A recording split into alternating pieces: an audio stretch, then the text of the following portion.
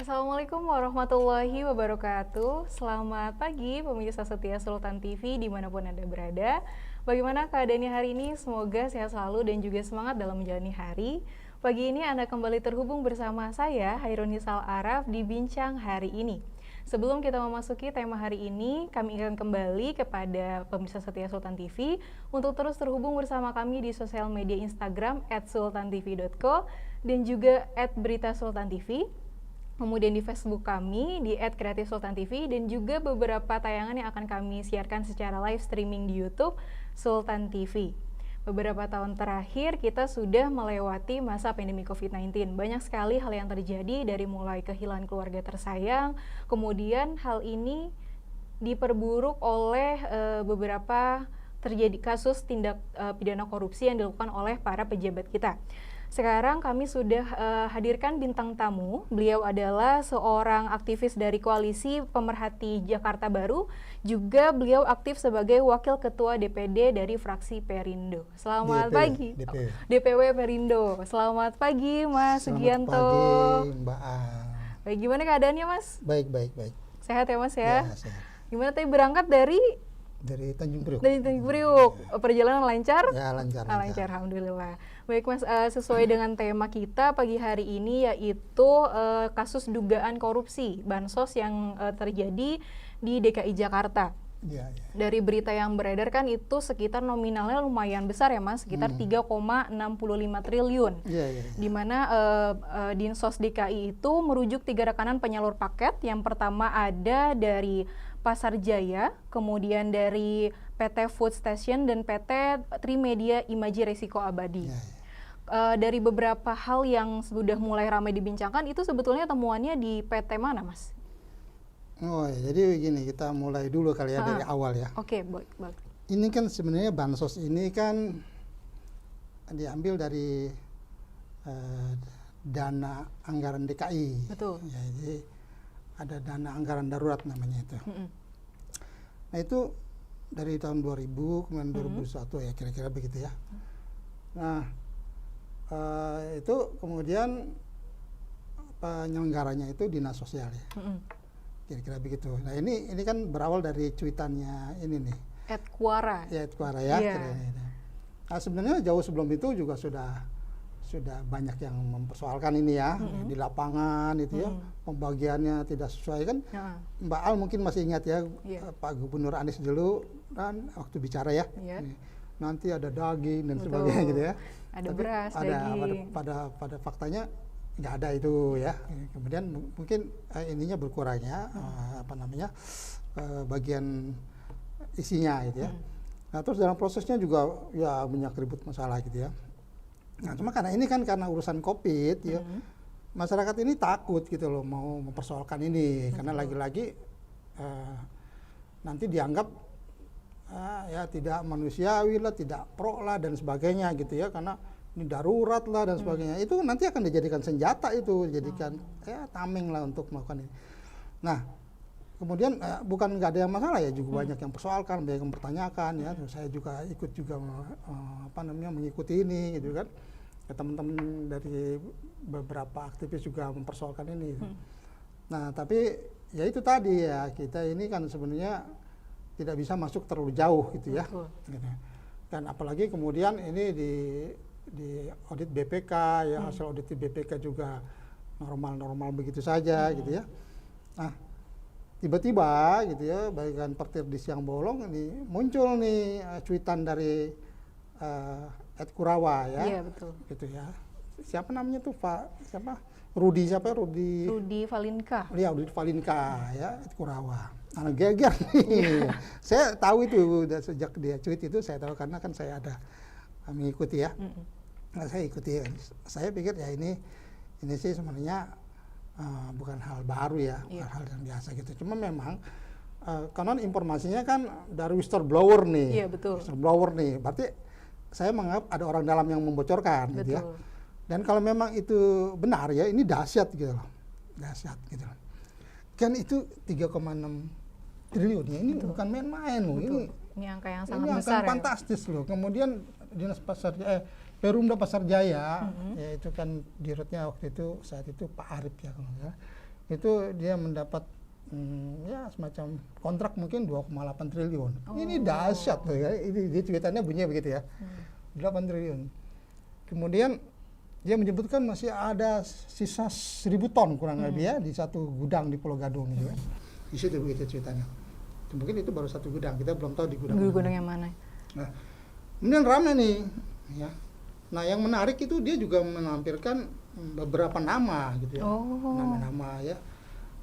Di situ ada nama-nama aktivis yang kemudian diduga kuat ini nama-nama anggota dewan gitu ya.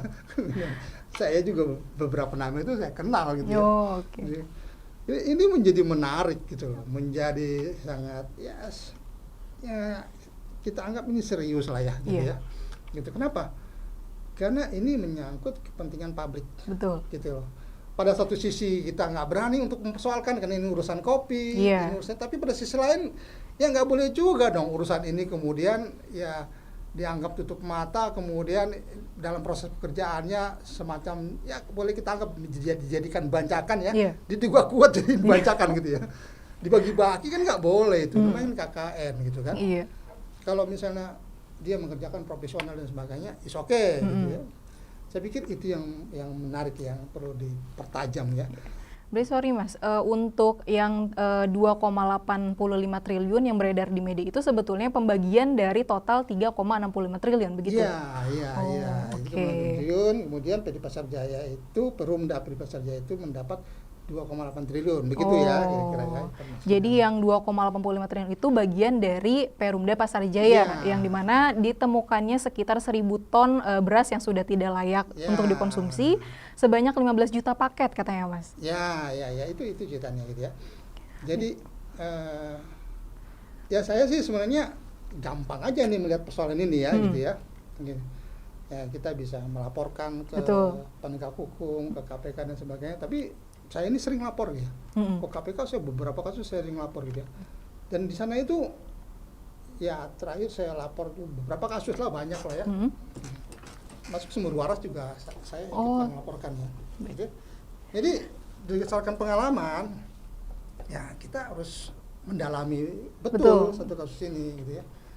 Ya jadi saya sih sebenarnya ingin membuat tim independen gitu ya. Tim independen untuk mengusut karena kalau kita lapor dengan dasar hasil audit BPK misalnya itu kan normatif gitu ya. Kemudian kita lapor dasar ini apa namanya cuitan dari teman kita ini gitu ya, dari Kuara, itu kan rasanya juga kurang afdol juga gitu ya, kecuali kita yang mendapatkan data itu langsung gitu. Ini kan Mas, yang paling ramai dibicarakan adalah bahwa temuan ini pertama kali dipublikasikan di media Twitter. Kemudian sebetulnya yang menjadi pertanyaan, siapa sebetulnya orang di balik @Kurawa itu? Iya, itu tadi makanya. Saya sih melihat ini menarik gitu ya, karena beberapa nama-nama itu saya mengenal gitu ya. Saya sih bisa aja, saya tanya ini benar apa enggak gitu ya, dan beberapa juga saya udah coba tanya begitu gitu ya. Kan apa namanya? Ini kan perlu didukung oleh semua pihak. Betul. Gitu ya. KPK juga sudah merespon ya. Silakan kayak masyarakat mau melapor, kita lapor ya. Tapi pengalaman saya lapor itu, ya kita mesti menguasai dulu persoalan itu. Gitu. Kalau kita ujuk-ujuk dasarnya ini dan sebagainya, ya sebenarnya bisa aja gitu ya. Bisa saya laporkan dengan dasar ini bisa. Cuma kan kita nggak mau jadi kayak anak kecil gitu ya. Formula E misalnya, saya tahu banyak tentang persoalan Formula E ya. Dan sudah ada yang lapor teman kita juga kan. Nah, saya bisa aja memberikan tambahan keterangan tentang laporan kasus Formula E. Tapi kita melihat dulu ini seperti apa nih proses ini. Sama dengan kasus ini. Ya, saya sedang mengamati, sedang melihat. Kalau saya sih maunya saya bentuk tim independen investigasi publik gitu ya. Kemudian kita menggunakan undang-undang keterbukaan publik ya. Kita minta data itu ke PJ Gubernur Heru ya. Kita minta dukungan dari DPRD gitu ya. Kita minta kepada DPR Pasar Jaya dan sebagainya. Kemudian dari data yang ada ini kita lengkapi, kemudian kita pertajam lagi. Kalau perlu PJ Gubernur itu mendukung gitu ya. Ya itu lebih abdul lagi kalau tim itu dibentuk oleh PJ Gubernur. Gitu ya. Misalkan saya ditunjuk sebagai salah satu anggota, ya senang banget tuh. Ya kan, saya bisa dalami itu lebih tajam lagi itu. Saya buka semuanya, saya tanya dan sebagainya. Apa benar ini teman-teman yang namanya disebut ini mendapat pekerjaan gitu ya, mendapat order dan apa benar dia perusahaan-perusahaan yang disebutkan itu misalnya ada yang bukan pada bidangnya gitu ya, bisa mendapatkan pekerjaan. Ini kan sebenarnya dugaan kuatnya KKN di sana gitu. Betul. Jadi nanti pada akhirnya penegak hukum itu baik KPK, kejaksaan atau kepolisian juga akan melihat unsur kerugian negaranya gitu loh. Unsur kerugian negaranya terjadi tidak berapa besar, berapa banyak. Nah, kalau kita simpel saja ya, anggap gampang aja ya. Pastinya nggak mungkin lah dengan angka triliunan itu tidak terjadi penyimpangan. Betul, gitu ya. betul. Tapi kan kita nggak boleh menduga-duga, gitu, harus akurat ya, harus betul. pasti. Dari tadi Mas kan mengatakan bahwa ini juga akan ditindaklanjuti kepada KPK. Sebelum ini ada beberapa cuitan yang saya perhatikan di media sosial di mana pengguna media sosial itu mempertanyakan bagaimana sebenarnya kinerja dari KPK sendiri, karena kan dari KPK mereka mengutarakan bahwa mereka sedang menunggu laporan yang masuk pada mereka. Sebetulnya sebagai lembaga hukum itu mereka bisa langsung melakukannya tanpa ada aduan hukumnya secara pasti, atau sebetulnya memang mereka juga menunggu dulu, nggak bisa main langsung periksa? Sebenarnya gini ya, kalau penegak hukum itu kan sebenarnya bisa saja mereka langsung mengadakan apa sih namanya ya penyelidikan lah ya gitu ya. Tapi kan lebih abdolnya mereka mendapat laporan dari masyarakat. Betul. Itu kan dijadikan payung hukumnya, dijadikan dasarnya gitu. Nah itu tadi gitu. Saya sih tertarik banget dengan persoalan ini gitu ya. Cuma saya nggak mau setengah-setengah, nggak mau sepotong-sepotong gitu. Informasi ini kan baru sebagian informasi. Betul. Ya, nah kalau nanti kita bentuk tim ya, kita menghadap kepada misalnya PJ Gubernur, ini loh kita bentuk tim, kita ingin buka ini supaya apa? Supaya tujuannya ini lebih demi kepentingan masyarakat, transparansi. Ini nanti kita jangan nanti di stempel, wah ini mau menjegal Anies Baswedan karena mau maju jadi, itu bukan persoalannya gitu. Itu pecik itu kalau ada yang berpikir. Ini persoalan duit rakyat 2,8 triliun yang diduga kuat dalam proses pekerjaannya itu ada bancakan gitu loh, dibagi-bagi. Itu nggak boleh gitu. Nah, ini sebenarnya yang ya ini nanti kita dibilang wah mau menjegal Anies Baswedan sebagai capres, nggak ada urusan sama itu, nggak ada. Ini murni persoalan tentang ini kalau dalam kasus darurat COVID begini kemudian terjadi penyimpangan atau bahkan dikorupsi, itu hukumannya hukuman mati loh. Betul. Gitu. Jadi ini sebenarnya serius gitu loh. Ini persoalan serius gitu loh. Jadi saya sebenarnya santai dulu, saya lihat dulu ya pada akhirnya kalau memang nanti kita lihat perkembangannya seperti apa ya kita juga akan melakukan semacam ya langkah-langkah lah seperti apa baiknya. Kan kalau dari kasus korupsi sebelum-sebelumnya yang juga terjadi di masa pandemi, itu kan ada cashback ya Pak, satu paketnya sekitar 10.000. Untuk kasus ini sendiri sudah diketahui belum hal-hal seperti itu atau memang masih dugaan secara mendasar atau seperti apa? Ya tadi saya sebutkan tadi ya, rasanya mustahil ya dengan anggaran ya 3,6,5 ya, 3,65 triliun. triliun. Kemudian PD Pasar Jaya mendapat bagian 2,8 triliun itu, dalam pelaksanaannya itu tidak ada persoalan. Itu rasanya mustahil lah ya. Ya kalau saya melihat dari data yang tersaji itu ya, dilampirkan oleh Ed Kurawa itu kan perusahaan-perusahaannya disebutkan itu yang bukan pada bidangnya. Betul. Gitu ya. Kemudian ada beberapa nama-nama yang dianggap gitu ya diduga kuat itu mendapat pekerjaan gitu ya, mendapat order pengadaan beras dan sebagainya. Gitu ya. Nah itu kan sebenarnya menyolok gitu ya. Ini asik sebenarnya untuk diungkap, didalami dan sebagainya. Cuma itu tadi gitu loh. Kita ini nanti akan berhadapan dengan banyak pihak gitu ya. Betul. Kalau disebutkan ada nama-nama anggota DPRD, betul. Ya mungkin juga teman-teman dewan juga akan ya berusaha untuk mengklarifikasi persoalan ini gitu dengan berbagai cara tentunya gitu ya. Nah itu ya. Dan saya juga nggak yakin nih, ya kan teman-teman dewan itu serius menanggapi persoalan ini, gitu. Karena beberapa nama teman-teman anggota dewan itu kuat terlibat gitu loh. Nah tentu ini saya punya gambaran begini ya, mungkin ini persoalan ini kan pekerjaan banyak ya, besar ya. Kemudian banyak pihak itu minta gitu pekerjaan, mana saya bagi dong kerjaan gitu ya, mana saya dapat, kira-kira begitulah ya gambaran singkatnya. Nah kemudian dari pihak PD Pasar Jaya ya barangkali juga nggak mau ambil resiko, jadi siapa yang minta itu dicatat sama dia. Kira-kira begitu. Makanya kan muncul itu nama-nama ini. Jadi mungkin ini sepihak ya, mungkin ya. Ini diduga kuat seperti itu ya. Ya, si ini minta, maka disebutkan ada nama-nama itu muncul kan, gitu ya. Nah, saya nggak tahu pasti itu siapa yang nulis itu, bisa jadi dari pihak PD Pasar Jaya atau pihak tertentu yang ya juga nggak mau semua kesalahan dilimpahkan mungkin ya. Nanti kan ada pertanyaan, ini siapa yang ngerjain barang-barang ini? Iya. Segini banyak siapa? Nah, orangnya siapa aja? Ini disebutin sini.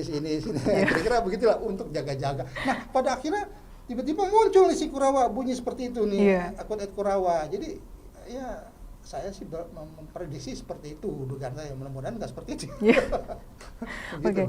Tadi kan Mas juga menyinggung soal akan dibentuknya sebuah tim khusus independen yang akan diajukan kepada Pak Heru sebagai gubernur saat ini.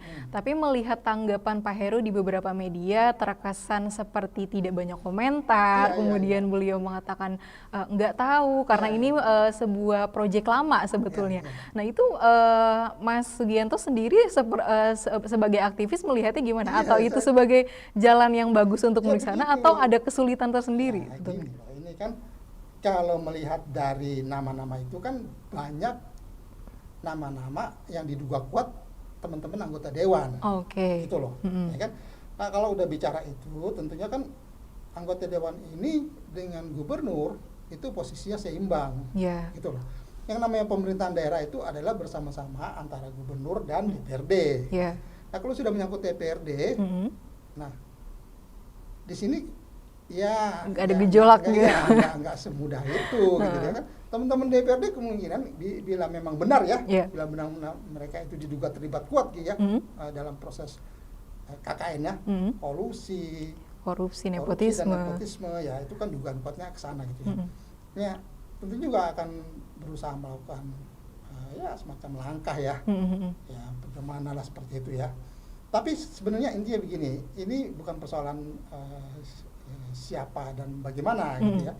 Ini persoalan suatu kasus ya, yang dimana ada kepentingan masyarakat di sana. Betul. Agar Jakarta bisa lebih bersih, agar Jakarta bisa ini kan bisa dijadikan rujukan. Gitu. Kalau ini kemudian terungkap dan sebagainya gitu ya, kemudian ke depan nggak bisa main-main lagi dengan persoalan ini gitu loh. Jadi ada tindakan nyata ya saya sih berharap PJ Gubernur Heru itu ya punya semangat yang sama untuk dalam hal pemberantasan KKN tadi gitu ya. Artinya, memberikan jalan ya. Artinya kalau memang perlu dibuat tim, ya dibuat tim gitu loh. Nanti kalau misalnya ada masyarakat yang mengajukan tim, ya dibantu, didukung. Misalnya kita mau minta data ya berdasarkan Undang-Undang Keterbukaan Informasi, ya bila perlu dipermudah gitu kan, bila perlu diberi akses dan sebagainya. Nah kalau kita bisa mendapat data-data yang disebutkan oleh akun Kurawa tadi ya, sebagaimana yang disebutkan itu memang benar ada gitu ya. Wah ini dahsyat ini, gitu. Ini dahsyat ini. Oke, baik Mas. Baik Mas, kita rehat sejenak sebelum kita melanjutkan pembahasannya tadi. Kita sudah banyak sekali membahas tentang dugaan-dugaan korupsi yang begitu kerap terjadi, terutama di era-era COVID-19. Baik pemirsa, tetap setia bersama kami. Setelah ini kami akan lanjutkan bincang berikutnya. Baik, terima kasih.